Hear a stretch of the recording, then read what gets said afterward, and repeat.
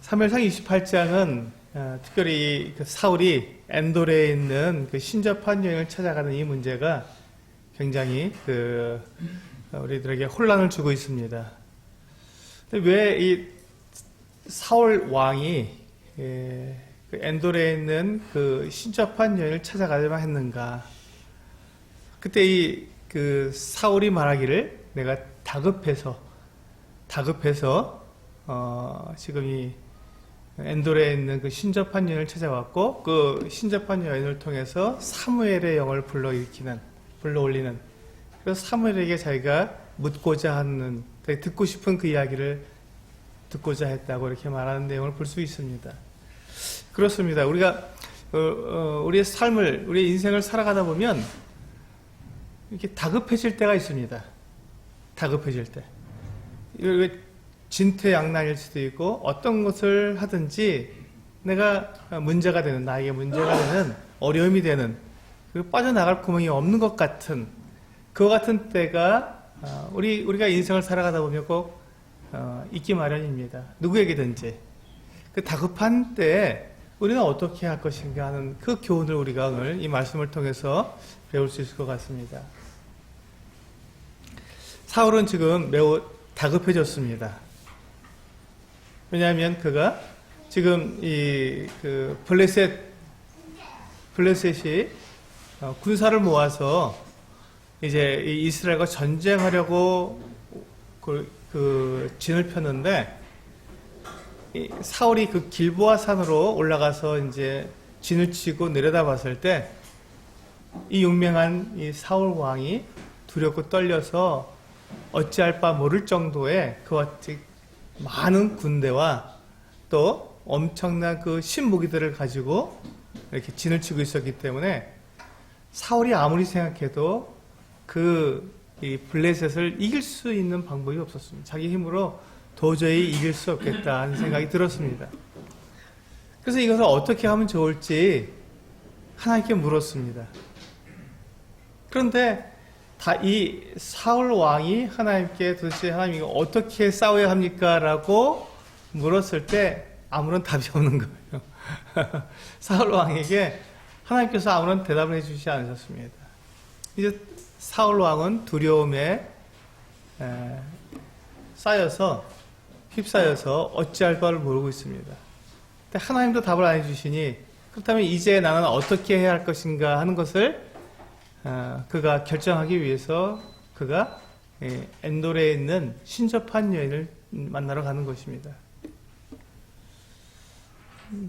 우리가 이 모습을 보면서 다급해질 때 우리는 어떻게 행동하는 것이 옳은가 하는 이와 같은 부분을 분명하게 내 마음 가운데 결단을 내리고 있어야 한다는 것입니다. 내가 다급해질 때 나는 누구를 의지할 것인가? 우리 그리스도인들은 다급해질 때 누구를 의지해야 합니까?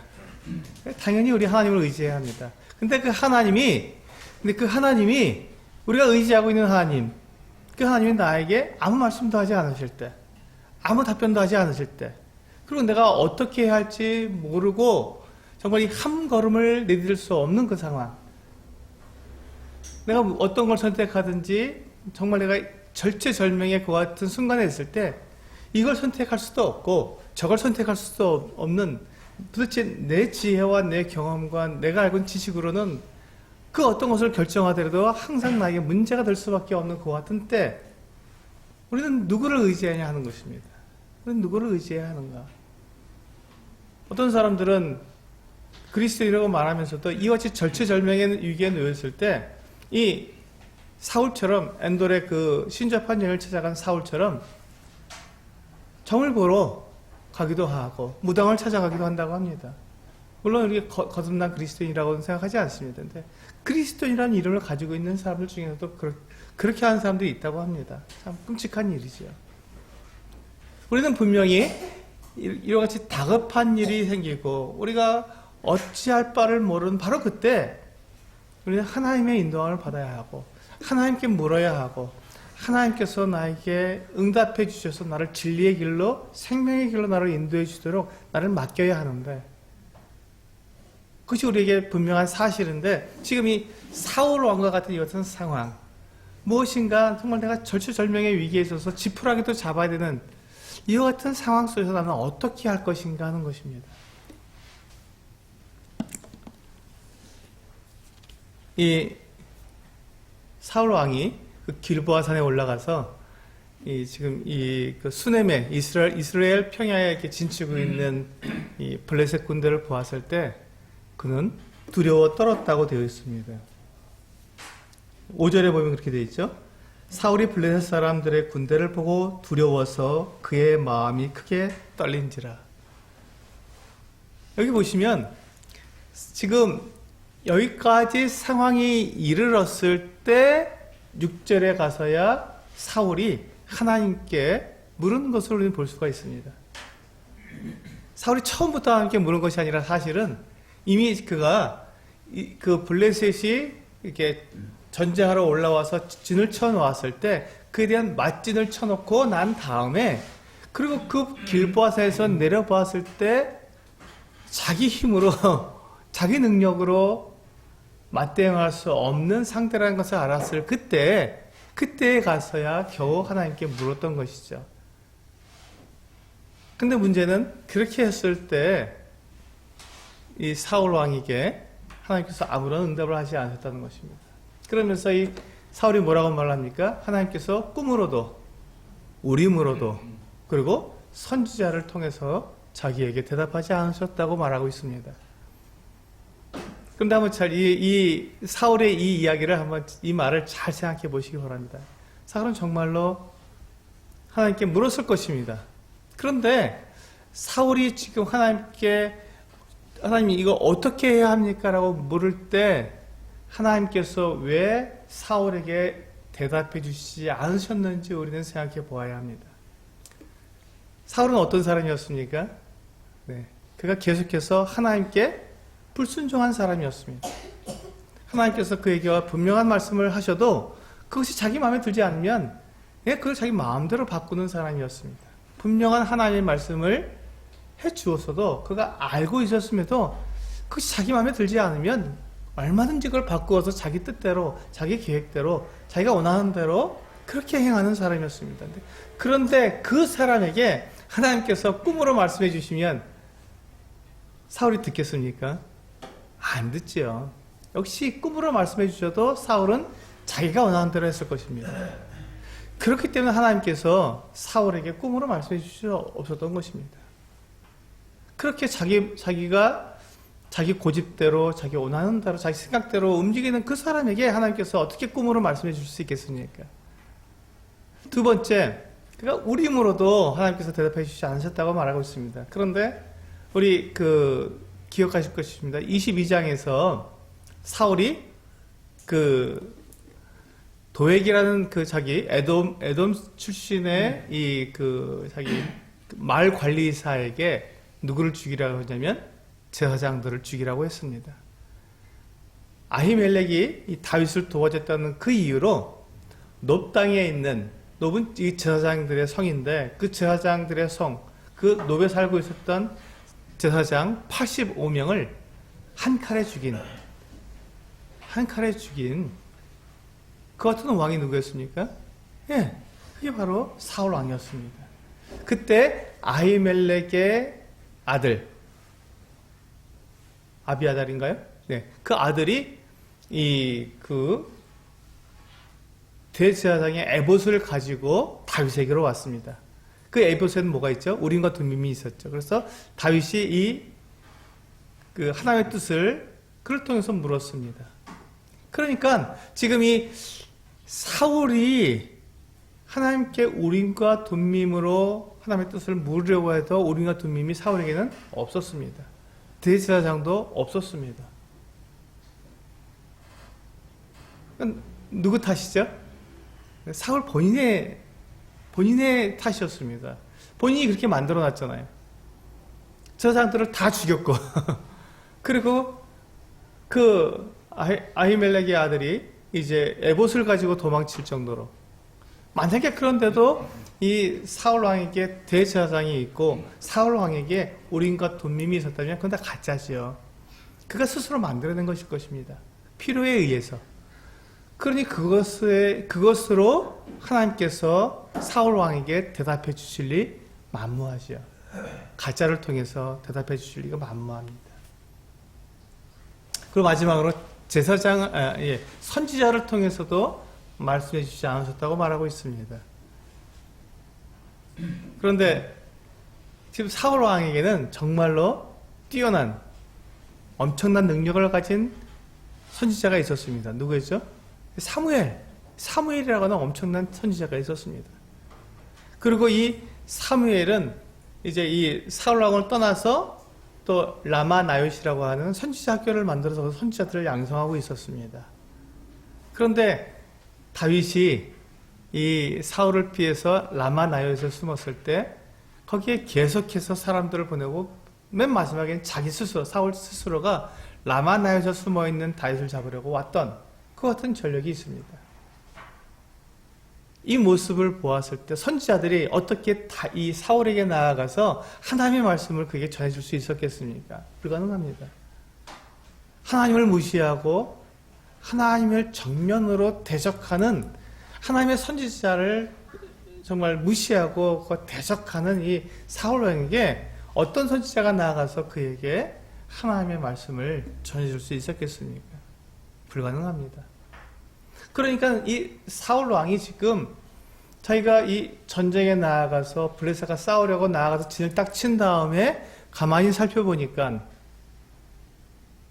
그가 그의 힘으로, 그의 능력으로, 그의 경험으로 그가 어떠한 지혜를 내든지 결코 이길 수 없는 상대라는 것을 알고 두려워 떨게 되었을 때 그때 비로소 하나님 도와주세요 하고 했는데 그가 하나님의 도움을 얻을 만큼 얻을 수 있는 그 어떤 상황이 안 되었던 것이죠. 그게 누구 탓이었죠? 본인의 탓이었습니다. 하나님이 문제가 아니라 본인이 문제였던 것이죠. 본인에게 문제가 있었던 것입니다. 그래서 오늘 사무엘상 28장의 제목은 하나님께 쓰임을 받는 사람은 문제의 원인을 하나님에게서 찾지 않는다라는 제목입니다. 하나님께 쓰임을 받는 사람은 문제의 원인을 하나님에게서 찾지 않습니다. 그럼 누구에게 찾아야 되죠?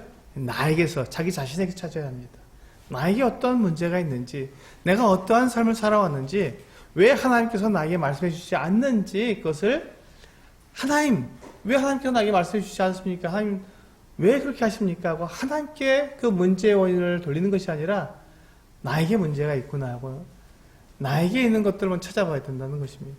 우리 이사야서 59장 말씀 한번 열어보시겠습니다. 손을 넣으시고요. 네, 이사야 59장입니다.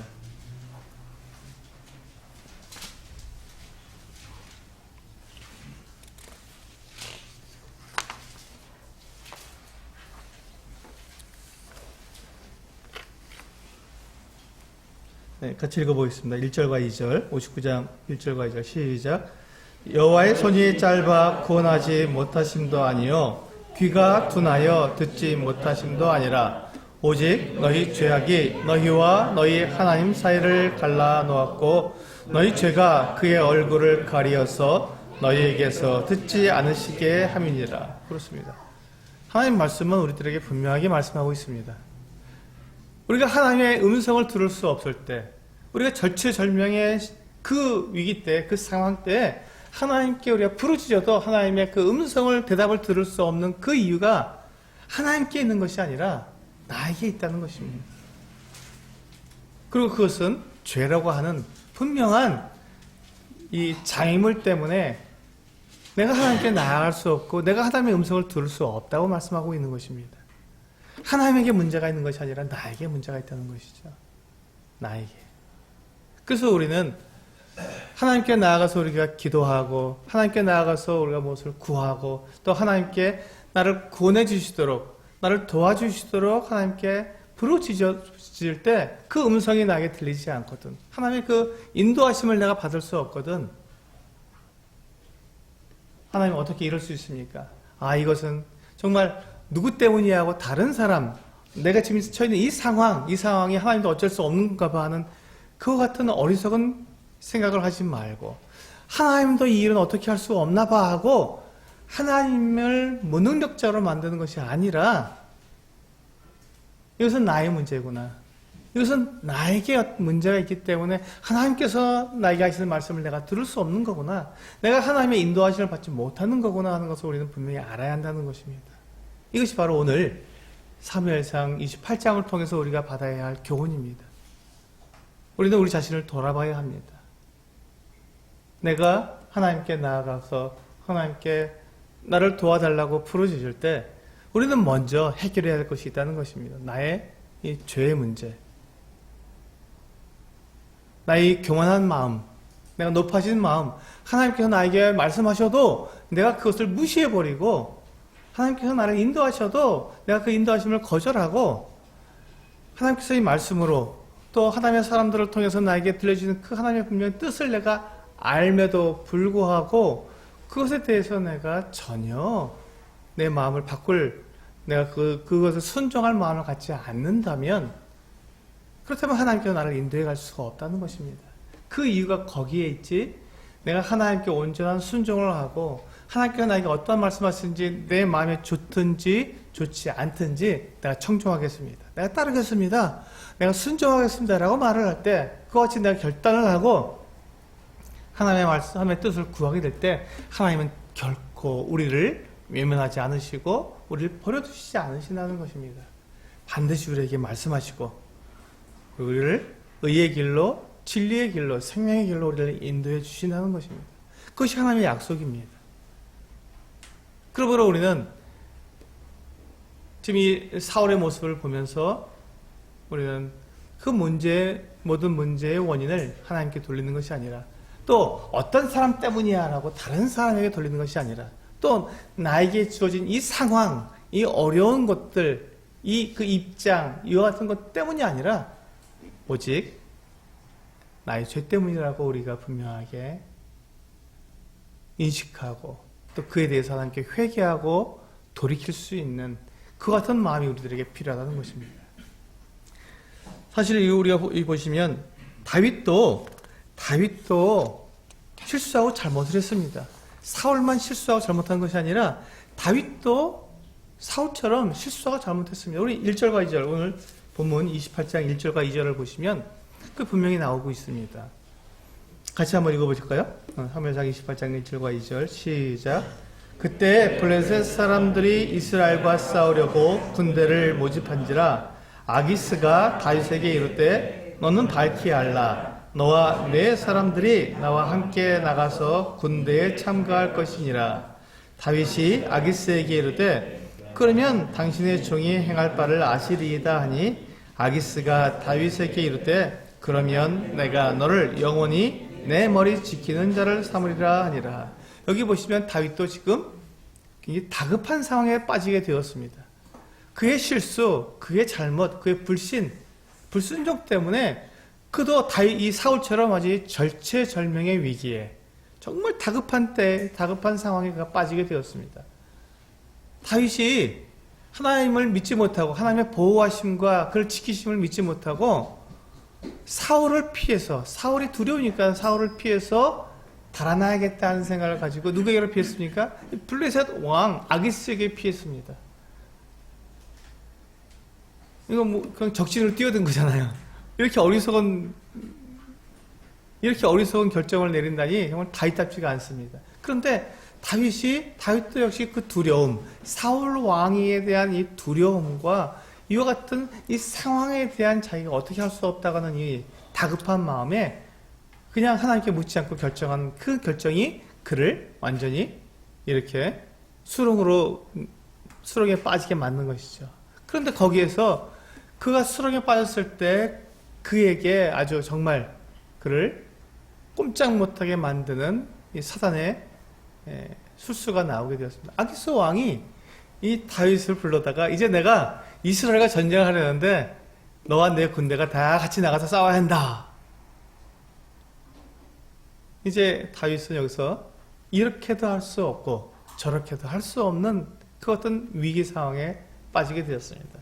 나간다고 정말 나가서 싸우게 되면 어떻게 되죠?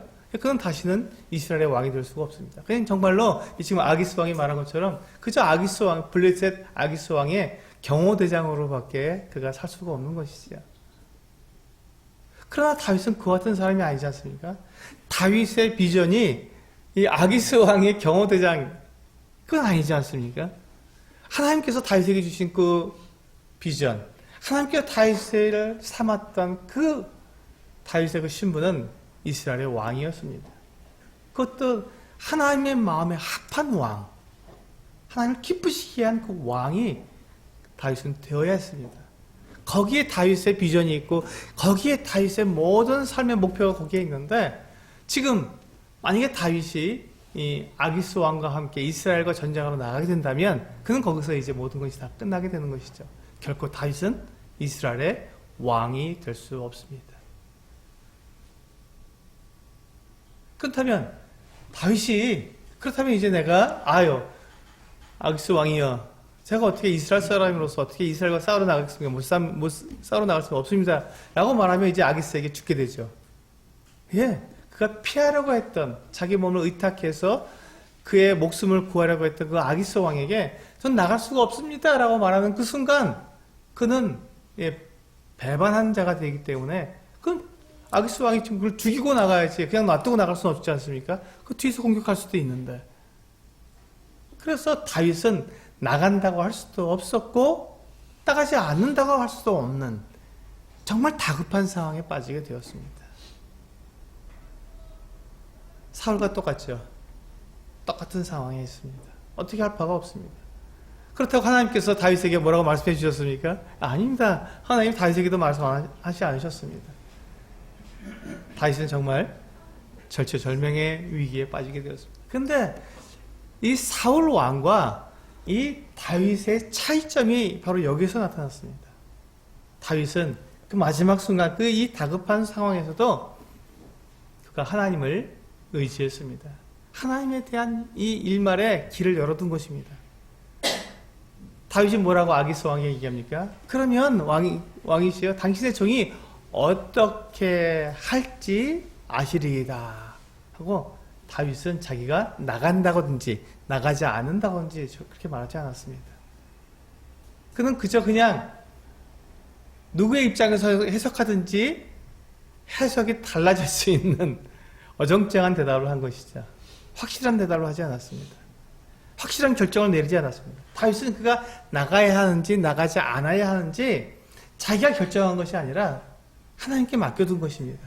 어정쩡한 대답을 함으로, 오해할 수 있는 대답을 함으로.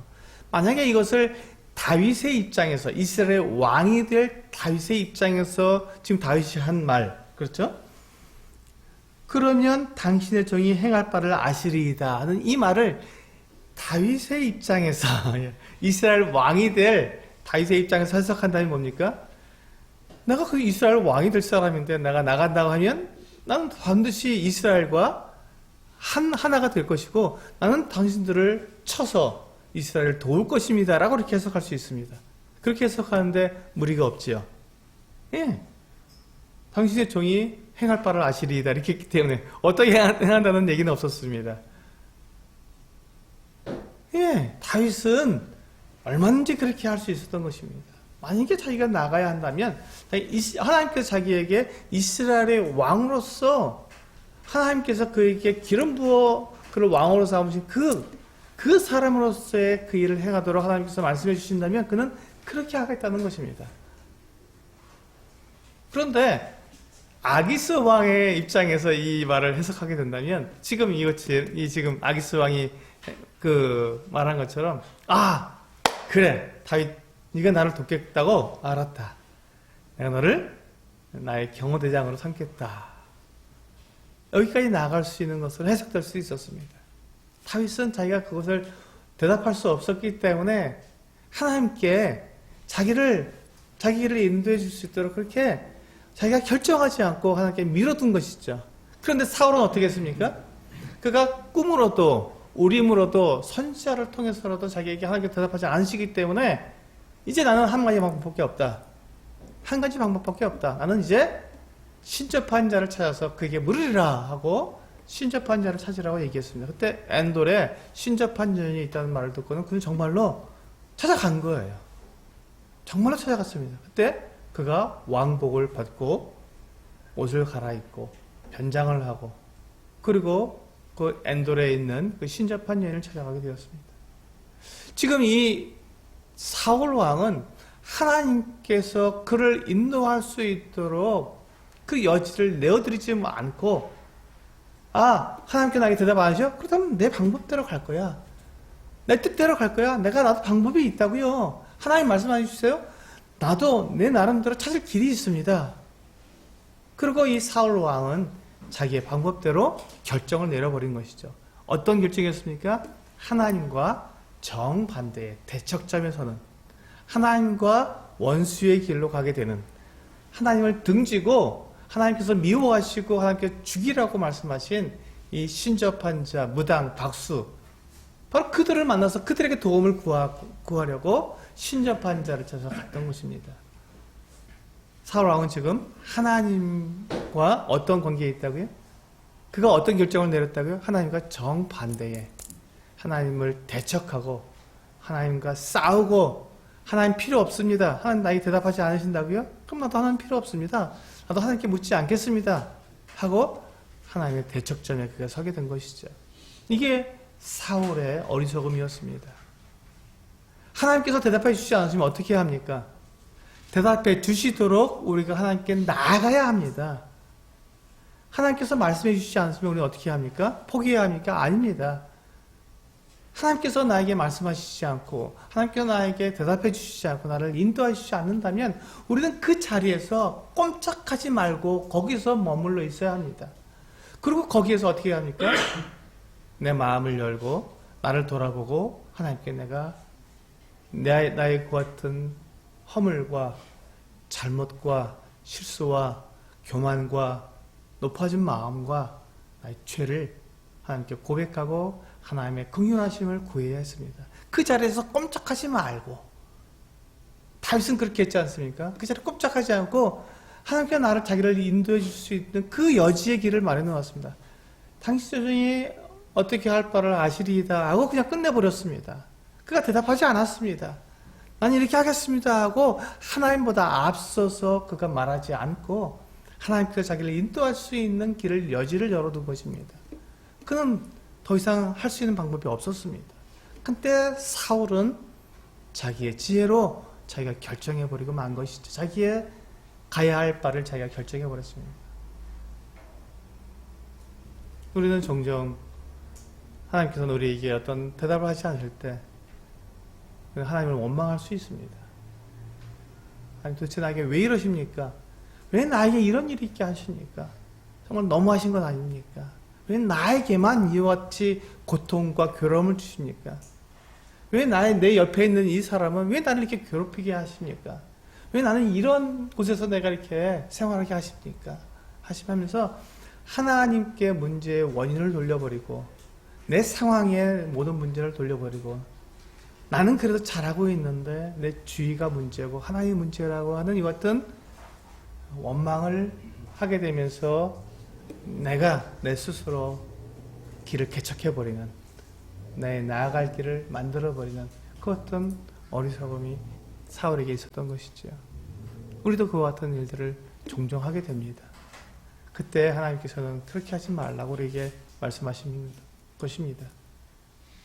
그 자리에서 꼼짝하지 말고, 내가 가야 할 바를 모르거든 발을 내딛지 말고 그 자리에 서서 내 발걸음을 인도해 주실 때까지 그 자리에 멈추어 서서 하나님 나를 인도해 주십시오. 그래도 안 들리면, 그렇다면 나를 돌아봐야 하고 내 죄를 고백해야 합니다. 그리고 하나님의 그 분명한 인도하심을 받아 한 걸음을 내디뎌야 우리는 올바른 길로, 생명의 길로 나아갈 수 있습니다.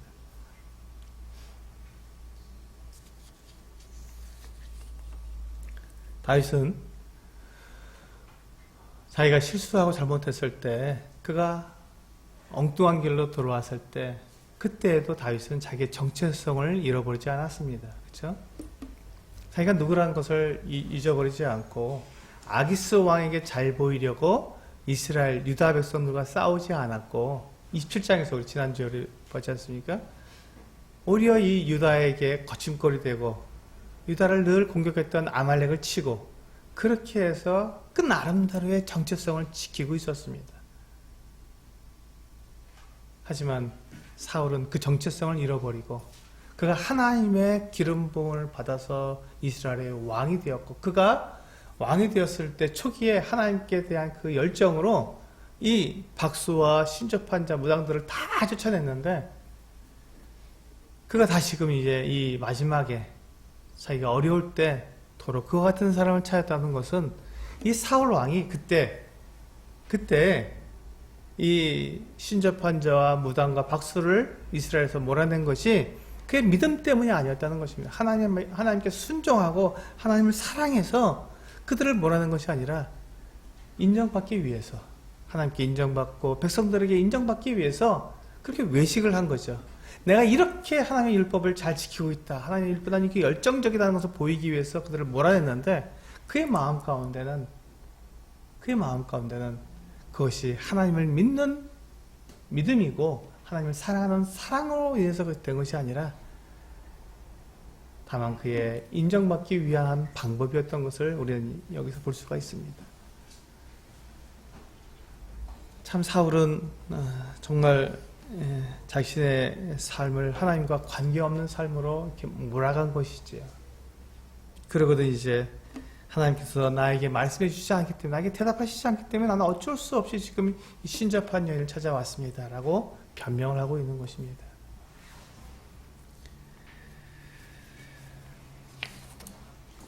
이 사울 왕이 이제 이 신접한 여인, 엔돌에 있는 이 신접한 여인을 찾아가서 이제 사무엘의 영혼을 불러 올리라고 이야기했습니다. 지금 사무엘은 어떤 사람입니까?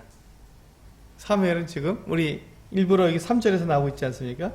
본문 3절에 사무엘이 죽었으므로 죽은 자입니다. 죽은 자. 사울은요, 살아있는 사람이고, 살아있는 사람이 죽은 자에게 가서 묻겠다는 것입니다. 한번 잘 생각해 보시기 바랍니다. 하나님께서 이 죽은 사람의 영혼을 이렇게 사실 세상에 보내셔서 산 사람의 이와 같은 문제를 해결해 주시도록 그렇게 허락하시겠습니까? 네, 그렇지 않습니다. 그렇지 않습니다. 지금 여기 오늘 본문에서 우리가 이 부분에 대해서 이 사무엘의 영혼, 이 신접한 여인이 불러올린 이 사무엘의 영혼이 진짜 사무엘이냐, 그렇지 않느냐 하는 이 부분에서 우리가 해석할 수 있는 그 기준이 어디에 있습니까? 하나님께 있습니다. 내 생각이 아니라, 내가 지금 읽었을 때 이거 정말 사무엘이 맞네 하고 내 생각이 아니라, 하나님은 어떠하신 분인가, 성경 전체는 우리들에게 이와 같은 것들을 허락하고 있는가 하는 것들을 기준으로 이 말씀을 보게 되었을 때 우리는 쉽게 알 수 있습니다. 이 사무엘의 영혼은 진짜가 아니구나 하는 것을 금방 알 수 있는 것이죠. 왜냐하면요, 하나님께서는 이 죽은 영혼을 통해서 사람들에게 그 어떤 도움을 주도록 허락하시지 않습니다. 그래서 하나님께서 신접한 자, 초혼자, 이 혼을 불러내는 사람, 이와 같은 자들을 어떻게 했다가 가증히 여기신다 그랬습니다. 그게 도움이 된다면 하나님께서 왜 그것을 가증히 여기시겠습니까? 그것이 사실이라면 실제 죽은 자의 영혼이 이렇게 다시 세상에 나와서 정말 이 어찌할 바를 모르는 사람들에게 도움을 주는 일이라면 하나님께서 왜 그것을 가증히 여기시겠습니까? 그렇지 않기 때문에, 그것이 사실이 아니고 실제가 아니고 그것이 악한 일이기 때문에 그렇습니다. 그래서 사단이 하는 일이고, 사단이 이 신접한 여인을, 신접한 사람들, 무당과 박수를 통해서 사람들을 유혹하고 미혹해서 넘어지도록 하나님으로부터 떠나도록 만든 일이기 때문에 하나님께서는 이 일에 대해서 미워하신다, 또 가증히 여기신다, 그리고 너희는 그와 같은 자들 다 죽이라고 말씀할 정도였습니다. 그것이 거짓이었기 때문에 그렇습니다. 두 번째, 이 여인이 이제 사무엘이 사울 왕이 이제 불러오리라 했을 때 이와 같이 말을 합니다. 13절에 보시면 13절과 14절 같이 한번 읽어보실까요? 시작. 왕이 그에게 이르되 두려워하지 말라. 내가 무엇을 보았느냐 하니 여인이 사울에게 이르되 내가 영이 땅에서 올라오는 것을 보았나이다 하는지라. 사울이 그에게 이르되 그의 모양이 어떠하냐 하니 그가 이르되 한 노인이 올라오는데 그가 겉옷을 입었나이다 하더라. 사울이 그가 사무엘인 줄 알고 그의 얼굴을 땅에 대고 절하니라. 이 말씀을 자세히 읽어보시면 이 사무엘의 영이 가짜라는 것을 금방 알 수 있습니다. 왜 그렇죠? 이 여인은, 이 신접한 여인은 사무엘의 영을 본 것이 아닙니다. 그냥 한 영을 보았습니다. 그 여인이 사무엘이라고 말하지 않았습니다. 그래서 이 사울 왕이 묻습니다. 네가 영을 보았다면 그 생김새가 어떠냐고 물었을 때 노인이었고 겉옷을 입었습니다. 이렇게만 말을 했습니다. 근데 누가 그 영을 사무엘의 영이라고 누가 말했습니까? 사울이 말했습니다. 사울이 그렇게 짐작한 거죠. 사울이 그렇게 짐작했습니다. 그리고 사울이 어떤 행동을 취했습니까? 사무엘의 영이라고 생각한 그 영에게 엎드려 절을 했습니다. 여기에서 우리는 이 영이 사무엘이 아닌, 진짜 사무엘의 영이 아닌 사단의 술수라는 것을 우리는 알 수 있습니다. 왜냐하면 만약에 그가 진짜 사무엘의 영이었다면 그는 결코 사울에게서 절을 받지 않았을 것입니다. 그 일은 누구에게만 가능합니까? 하나님께만 경배하는 것이 가능하고 사무엘에게 경배하는 것은 사무엘이 결코 받을 수 없는 일이었습니다. 우리는 그것을 신약성경에서 아주 자세하게 우리에게 여러 번 말씀해주고 있습니다. 베드로가 고넬료의 집에 갔을 때 고넬료가 엎드려서 그에게 절을 하자 베드로가 나도 사람이다. 절하지 말라고 말합니다.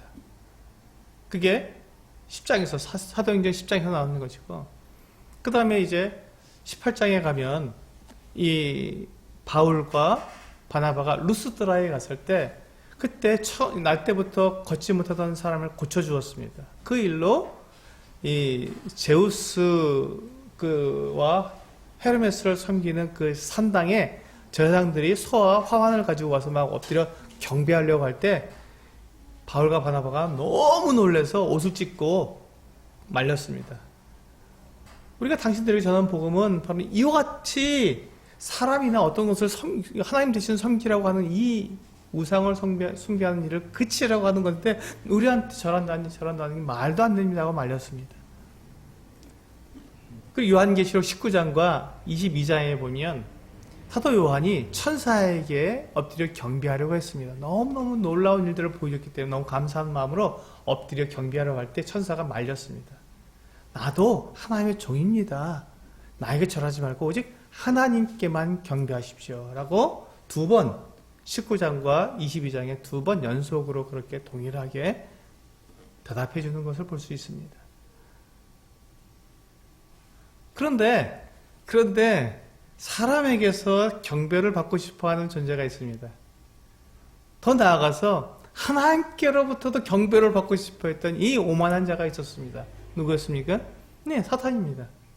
마태복음 4장에 보시면 이 사단이 예수님을 시험할 때 네가 나에게 경배하면, 나에게 엎드려 절하면 이 만국의 영광을 다 너에게 주겠다 하고 주님께 말도 안 되는 제안을 합니다. 그는 경배받기를 좋아합니다. 왜? 그가 하나님의 자리에 앉고 싶었기 때문에 사람들이 그에게 경배하는 것을 너무너무 좋아합니다. 그래서 지금도 수많은 사람들이 그 우상에게 절하게 하고 사단에게 절하게 만드는 것이 바로 이 사단의 전략입니다. 하나님께 그가 말을 하죠.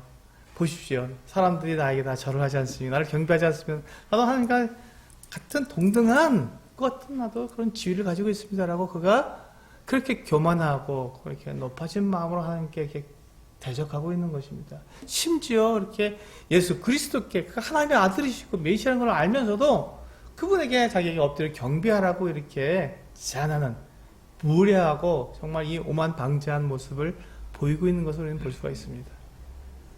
지금 이 사울 왕이 엎드려 경배할 때 그것을 이 영은 거절하지 않았습니다. 그걸 다 받았습니다. 그리고 그에게 말을 합니다. 그러므로 이 영은 사무엘의 영이 될 수가 없는 것입니다. 결코 사무엘의 영이 될 수 없어요. 사무엘은 결코 하나님의 자리에 앉지 않는 사람이기 때문에 그렇습니다. 그리고 이제 사울 왕이 사무엘에게 가서 이제 그가 정말로 도와달라고 하고 그렇게 그가 막 나는 이제 어쩔 수가 없고 나는 너무 이제 다급해서 찾아왔으니 나에게 좀 길 좀 알려주시오 하고 의탁을 했을 때 그 영이 사울에게 어떻게 말을 했습니까? 그리고 그 말한 결과가 무엇입니까? 사울이 절망해서 쓰러져 버렸습니다. 낙담해서 쓰러져 버렸습니다. 만약에 하나님께 찾아왔다면, 사울 왕이 하나님께 찾아왔다면 하나님은 결코 사울을 이렇게 절망시키거나 낙담시키지 않았을 것입니다. 만약에 사무엘 정말로 하나님께서 이 사울을 돕기 위해서 사무엘을 보내신 것이라면 사울을 이와 같이 절망하거나 낙담하게 만들지 않았을 것입니다. 사무엘은 끝까지 사울에게 뭐라고 합니까? 그를 사랑했습니다. 끝까지 그를 위했습니다. 그를 위해서 기도했어요. 그리고 네가 돌아서라, 하나님께로 돌아서라고 그렇게 사울을 도와주었습니다. 끝까지 사울이 돌아서지 않은 것이죠. 아마 지금 이 영이 사무엘이었다면, 진짜 사무엘이었다면 사울 왕에게 네가 회개하고 하나님께 돌아서라고 그렇게 말을 했을 것입니다. 그러면 하나님께서 너를 도우시고 너에게 긍휼히 여기실 것이라고 말씀해 주셨을 것입니다. 그런데 그게 아니라 하나님은 너의 대적이다, 하나님 너를 대적으로 삼으셨다 하고 하나님과 완전히 결별시켜 버립니다.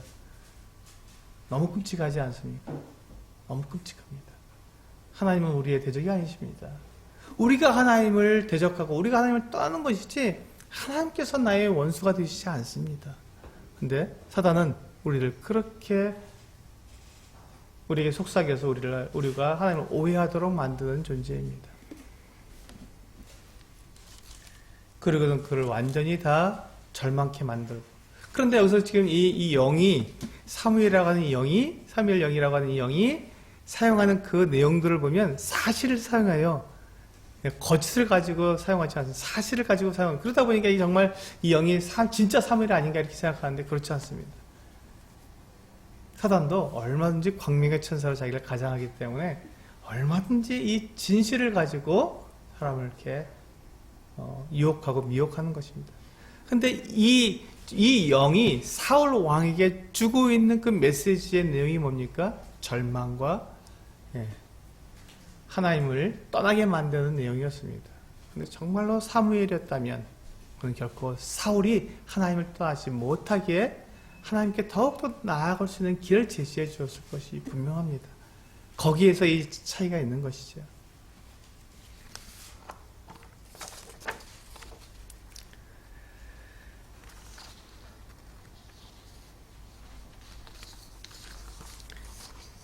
이제 우리는 이 말씀을 오늘 사무엘상 28장을 말씀을 통해서 우리 자신을 돌아봐야 한다고 저는 믿습니다.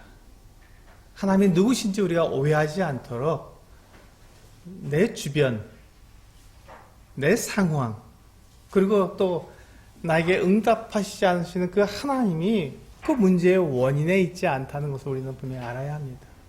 모든 문제의 원인은 나에게 있습니다. 나 자신에게 있는 것이죠.